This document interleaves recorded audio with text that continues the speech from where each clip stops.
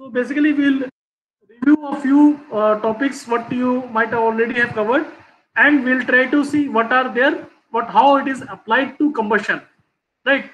So combustion is basically you will talk about flame, we'll talk about how much energy is generated. So for that thermodynamics plays an important background. So let us talk what is there in your syllabus. So you will be looking at basic thermodynamics, first law and second law. Briefly, I will discuss. Then we'll talk about heat of reaction. Okay, what is the heat of reaction and heat of formation, and adiabatic flame temperature. So this is a very important term whenever you talk about any fuel or any device. So generally people ask, okay, what is the adiabatic flame temperature here? So that we'll see how to define it and how to make calculation for adiabatic flame temperature. So let us first start building some basics from thermodynamics. I hope you all have seen this, so I will just quickly go through that. This first few slides. If any doubt, please feel free to stop me. So I hope you all are aware of extensive and intensive properties. Extensive properties are those which depend on mass. For example, total volume, total mass, enthalpy, internal energy, etc. Intensive properties are which are independent of mass. So for example, temperature, pressure, specific volume, their mass has no role. Okay. Now what is the equation of state? PV is equal to nRT, nRT, MRT depending on what R you are using. Okay, so this is also what we are going to use for our calculations. Or P could be rho RT. Basically, we are taking this specific volume from LHS to RHS. Fine. Now we'll also talk about calorific equation of state. So basically, when you have expression which relate U or H, internal energy or enthalpy, to pressure or temperature, this is called calorific equation of state. Okay, so this is also required when once we start doing numericals, we'll see that to know what is the state of the fuel or state of the products. So this type of equations will be used in our calculation.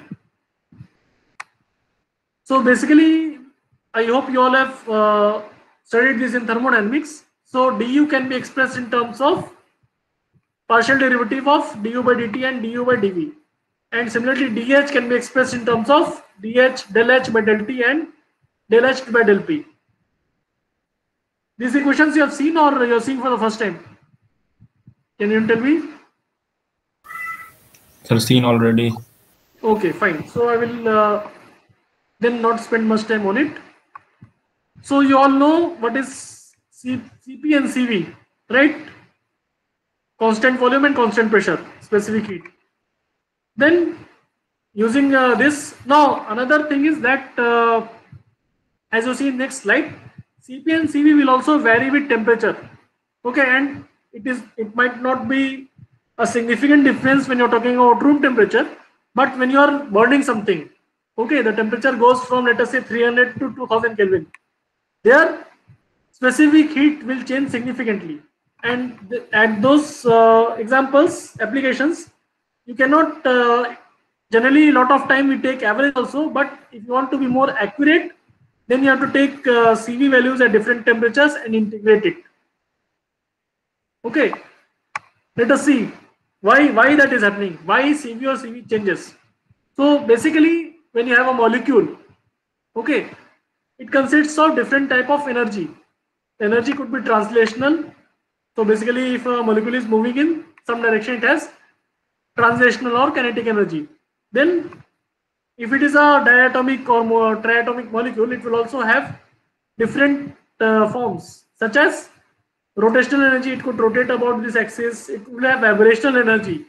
So the intermolecular distance, interatomic distances will change. So lot of interesting things are going on, which we will not go into detail. But you should just know that these are the different modes. We will not go into quantum mechanics to understand what is happening, but these play a role to change your Cv with T. Okay, this actually these mechanisms becomes more and more important as you keep on increasing the temperature, which is basically what will happen when you burn a fuel, right? So when you keep on increasing temperature, this will become more and more significant, and the CV value will keep on changing. Okay. So generally for flame temperatures, when we are talking about thousands of Kelvin, there we cannot neglect the change in CV. For any, let us say you are saying that a bar is heated, iron bar is heated to 100 degrees Celsius, water is boiling. So for those examples, the change in CV may not be so significant, but for combustion it will be really high. That is what we see in this slide. So as you can see, this y-axis shows the constant pressure specific heat CP, okay, in molar terms, and the x-axis shows your temperature. So now imagine you have a fuel at, let us say, 300 Kelvin, somewhere here. Once you start burning, it will go, let us say, to 2000 Kelvin. So you see, initially your CV is somewhere here along this line, and then let us say you're burning hydrogen. So your CV for 300 Kelvin is here, right? Roughly 300 Kelvin is where? Around this point, right? Now what are your products? Products will be, let us say, at such high temperature. So you cannot take the data for product at 300 Kelvin. You have to take temperatures up to the, no sorry, this is 400, 2000. So somewhere in this range. So we are talking about a temperature range of, let me mark it. For example, any fuel you take, which will start from 300 to 2000. So see, there is a drastic change in CV values, CP values. So either what you can do is this: if you take this value, this will not be correct. So either you take one average value, average somewhere which is here, or you take for each temperature and integrate. Is this thing clear? Yes or no? Okay. So anyway, when we talk about numericals, then you will see exactly how we are going to. Generally, to make it simple, we take average somewhere here in the middle, or once we integrate, that also is quite straightforward. So let us wait for numericals to look at this. Okay, another interesting thing you see is that for monotonic species, that is not changing much. Okay, it is pretty much near this band. While for diatomic and triatomic, this has changed drastically. Why? What we discussed in the last slide, that these modes are becoming important as we keep on increasing the temperature. That is why this is changing so steeply, right? Okay. Now when we do calculation, we need to, we have a multi-component mixture, right? So we'll talk about mole fraction. So what is the number of moles of that particular species, ith species, divided by total number of moles.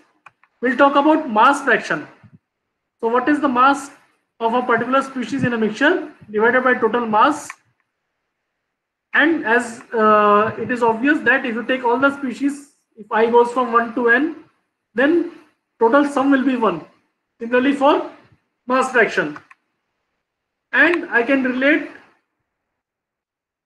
mass fraction and mole fraction by using these equations. Okay. So again, this will basically, if you are doing some calculation, you have some data on mole basis or mass basis. Based on that, you will decide what to use, yi or xi. Okay. Now, what are ideal mixtures? So this is also one assumption we'll take for our calculations. So if for ideal mixture, the total pressure will be a sum of all partial pressures. Okay, take partial pressure for all the components, add them, will get total pressure like this. Similarly, you can do for other properties. So if I want to calculate H for mixture, I will multiply it with mass fraction and take a summation. Or I can take mole fraction, take a summation. Similarly, we can do it for other properties like entropy. What is the entropy of a mixture? So I can either talk in terms of per unit mass or per mole. So same sort of logic applies here. Okay. Any questions on this slide? Yes, no? No, sir. Okay. So let us talk about phase change. So where phase change, can you think of any example where phase change is important in combustion? Solid fuel combustion. Solid fuel will actually give some vapors. Okay. Any other example? Sir, petrol changes from liquid to gaseous in order to mix with oxygen. Yes. So not only petrol actually where we premix it, we'll see, but diesel. So liquid fuels we need to evaporate and then it will burn. So the reactions which we'll be talking about, those reactions generally take place at gas phase. Okay. So liquid, let us say petrol. Petrol will not burn on a liquid form. It will first get evaporated. It will then mix with the surrounding oxygen and then it will burn. So that's why phase change become very important especially when we're talking about non-gaseous fuels, liquid or solid. So for that we'll use Clausius-Clapeyron equation is a important equation for phase change. So basically we'll talk about enthalpy for vapor, liquid, and what is the latent heat of evaporation. Okay, so this is one equation where we are relating saturated pressure and temperature with HFG. HFG is basically your latent heat of evaporation, right? R is the gas constant, Tsat and Psat are saturation pressure. You all are, I hope, aware of saturation pressure and temperature, thermodynamics first year, right? Yes, sir. We derived this equation. Okay, so I'm not going into detail of this. Fine. Now let us briefly, I will talk about some basics from first law. So from basics of thermodynamics which will be applied here. So first law, simple terms you can say that this is energy of the universe is constant or energy of an isolated system is conserved. Okay, why we are saying that? We'll consider our system where we are burning fuel to be isolated and based on that we can calculate how much energy is basically converted from chemical form. Fuel has a chemical energy, right? It burns and produces heat energy. So that we can calculate. Now how can we do that? Now let us say you have a system like this, which is closed system. This, let us say this blue part is some fuel plus air mixture, fuel plus oxidizer. It has some energy content. Now I burn it. What will happen? It will become hot, it will expand, but still the system is closed, so the energy will be contained within it. So what we are doing here, chemical energy of fuel is transferred to heat produced in combustion. And is there any work done here? Yes or no? Yes, sir. Yes, sir. Why? Expansion work. Because we are doing PDV work, displacement work. So that is like one of the examples where we see work done, directly see work done by combustion. Now, total conversion of heat to work is not permitted. This is what is the basis of your second law. You cannot convert all of the heat you got to work. Okay, there will be some losses involved. There will be some maximum efficiency which you can reach. What is the maximum efficiency, by the way, for a cyclic engine? Carnot. Carnot cycle Correct. 1 minus T2 by T1. So Carnot is the ideal sort of efficiency. Any practical device will be lower than that, and Carnot is also basically when you assume that there is no heat loss, no mechanical loss, no friction. These all are actually there in any real device. So those losses will also bring down your efficiency. Okay. So I can write first law in this form. heat supplied is equal to change in internal energy per plus work done. Internal energy can also be written in terms of, total energy can be written in terms of internal energy plus kinetic energy plus potential energy. Okay, generally we neglect potential and kinetic energies for our calculations. So we'll be taking m into delta U. Okay, this part up to here is clear, or you have any questions?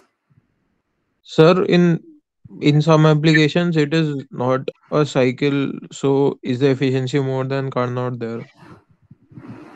Like 100% efficiency in. See, 100% efficiency is theoretically not possible. Okay, we'll come to that. Sir, but that is for a cycle only now. That Yes, correct. Carnot thing for But open process like jet burning, see, open process, theoretically it is possible. not a cycle, sorry, not Yeah, open. if it is not a cycle, if you go to second law definition, if it is not a cycle, it is theoretically possible to convert energy to work. Okay, sir. Possible. But the question is, but not in a cycle. Please be careful with that. So second law has very specific terms are involved. So second law says that you cannot convert heat completely to work when you are working in a cycle. But anyway, when we talk about quality of energy, we say that heat is a low grade energy and work is a higher grade energy. Right? So, but Yes, sir. second law places a restriction on cycle. Second law does not place a restriction on open flow non-cyclic processes. That is theoretically possible, but practically it will be very difficult. Sir, is there a limit in practical cases in those things also, or not? We have to see. Basically, if you have an example, then we can talk about. But in general, okay, let us talk about this petrol engine. So petrol engine also, there is something called combustion efficiency. So how, or let us say gas turbine engine. Okay, I will talk more about that because I've worked in a gas turbine combustion team for 2 years. So I have some idea of the numbers which are involved actually. So combustion efficiency is basically, we have not, it will take some chapters to go to that point. Anyway, let us, I will try to explain. So basically, when you burn a fuel in an engine, let us say gas turbine, petrol engine or any engine, you also talk about combustion efficiency. So that basically refers to how much fuel you are able to burn efficiently. Are you burning the complete 100% of fuel, or some fuel is getting wasted? You're not completely converting the fuel to product. Right? For example, okay, let us go back to candle. Candle has some unburned hydrocarbons, right? If you remember what I told about why it is looking yellow and all. Yes, sir. Combustion efficiency is not 100% in candle. But if you talk about, let us say, gas turbine engine, okay, for modern new developments, new engines which are running now, combustion efficiency is almost like 100%. It is 99 point something or of that order. Okay, I can tell you very confidently. But still, the final mechanical efficiency, or let us say in engine, brake thermal efficiency, that is still much lower. Okay, so theoretically it might sound good that you can convert in a process, you can convert heat to work, but actual device will have a lot of losses involved. Friction will always be there, right? Any moving device, any moving part will have some friction. You agree to that or not? Yes, sir. There would be friction. Friction, heat loss. These will be everywhere. There is no escape. You are burning something, it is a very high temperature. So you can try to insulate. You can have very minimal heat loss, but you cannot say that the heat loss is zero. Some part will obviously lose some heat. Some part will always create some friction. So yeah, lot of issues are involved. Theoretically, a lot of things can be said, but practically also you should consider how much is maximum possible, and up to what extent you can reduce losses. Basically, this is what we are trying to achieve. We are trying to improve efficiency, so we are trying to reduce losses. We are trying to reduce. That's why we put lubrication and all that. So friction is less, and we try to insulate things so that we can try to recover the waste heat. Okay, for example, let me tell you, you are running a car or let us say scooter, anything, right? You are burning fuel. You have any idea what is the temperature of your exhaust smoke? No, sir. It will be some hundreds of degrees Celsius, right? Yes, sir. Okay, I also don't remember the number, but let us say it will definitely not be at room temperature, right? It is at a much higher temperature than room temperature. You are throwing that out. You are throwing it to atmosphere. So that is a loss of heat, right? If you have a gas at high temperature, you could have used it to generate some power. You understand what I'm saying? Yes, sir. I understood, sir. So we are throwing power, which is basically causing us to reduce loss in efficiency. So anyway, we have a chapter where we talk about combustion devices. At that time, this discussion, it will be more. You will be able to appreciate what are the things going on and why it is so difficult to control losses. Okay, fine. Now, Yes, sir. talk about. Let us come back to our thermodynamics. So there is one term called stoichiometry. Okay, so basically we want to see what proportion of fuel we have to mix with what proportion of oxygen or oxidizer. So if you look at the balanced equation, you see that what is this? This is methane. Methane is a very common fuel. You have that in natural gas. So in methane, 1 mole of methane, you need 2 moles of oxygen. Right? This your all are okay with this balanced equation? Yes, sir. Yes. So why we are stressing on the balanced equation is that what we want is that all reactants are completely consumed. At the end of the reaction, I don't want any fuel or oxygen to be left. So then it is a balanced equation, and then we'll talk about proportion in which I need to mix fuel and oxygen. So 1 mole of methane will weight 16 gram, 2 moles of oxygen will weight 64 gram, right? So what is the ratio here? We see this mass of fuel by mass of oxidizer is 1/4. This is true for methane, not for any fuel. For methane, we see that 16 gram of fuel reacts with 64 grams of oxygen, right? So the ratio is 1/4. Okay, now let us define. These are some very basic concepts. So please be very attentive. So now what are the possible scenarios? Okay, let us say I have an engine, or let us say I have a closed system. I have filled some fuel with oxygen or any oxidizer. So if any reactant is in excess, that will left unreacted, right? That will be an inefficient way to operate that. So basically we want fuel to burn completely. And what could be in excess? So one example is fuel is in excess.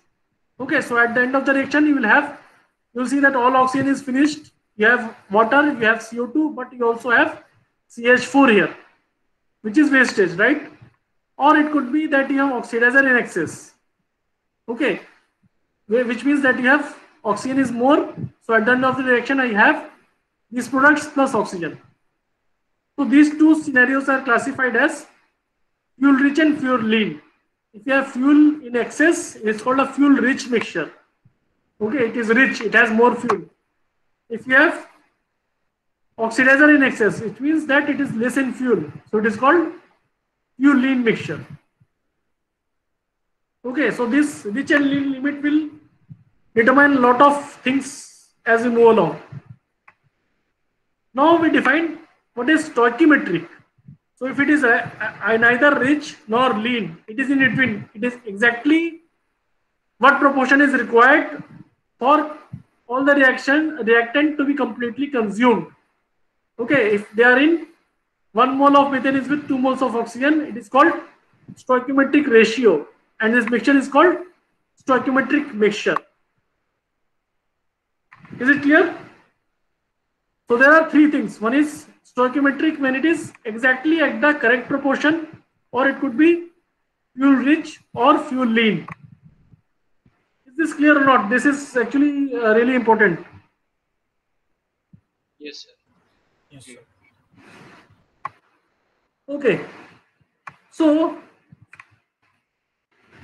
now let us define one term which is called equivalence ratio. So just now we have seen that for 16 gram of methane we need 64 gram of oxygen to burn it completely, and the ratio is 1:4. Okay. So we define equivalence ratio now as the ratio of fuel to oxidizer ratio for the actual fuel, or what mixture composition we have, and divided by fuel to oxidizer ratio for a stoichiometric mixture. So what is there for stoichiometric? For stoichiometric we have 1:4, right? So if your fuel is more, what it will mean? This ratio will be more than this one, right? Okay, let us take some example. Let us say this is 16 gram and 64 gram. So this is stoichiometric. Now let us say I have 20 gram of methane with 64 gram of oxygen. Okay. So stoichiometric ratio is 1/4. Now let us say I calculate phi for this ratio. So what will be my phi? Can anyone help me out? Fuel to oxygen ratio is how much? 20 by 64 means 20 5 by by 64 64.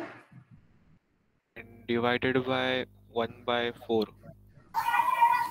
So Sir, this is 5 by 4. It will be 5 by 4. so this ratio is less than 1. Sir, more than 1. It is more than 1. Everyone agrees to that. It is simple. You just cancel this. This will be 1.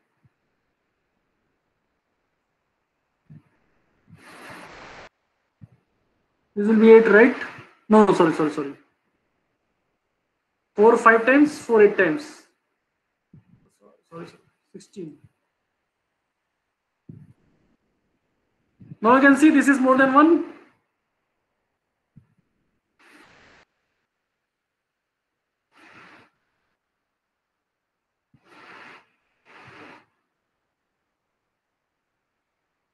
Okay.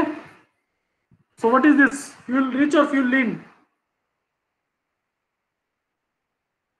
People are there or not? Rich. Fuel rich. Rich. Now similarly, take another example. Let us say instead of 16 gram, I have 10 gram of this. So I am giving this as an exercise. You can calculate and see whether that comes to fuel lean or fuel rich. If methane is 10 gram, oxygen is 64 gram, then what is this ratio? Okay, so we are running out of time. We'll stop for today, but we'll again revisit this. This is one of the basic fundamentals for combustion. Okay, any questions so far, or should we stop? No, sir, it is clear. Clear? So what I'm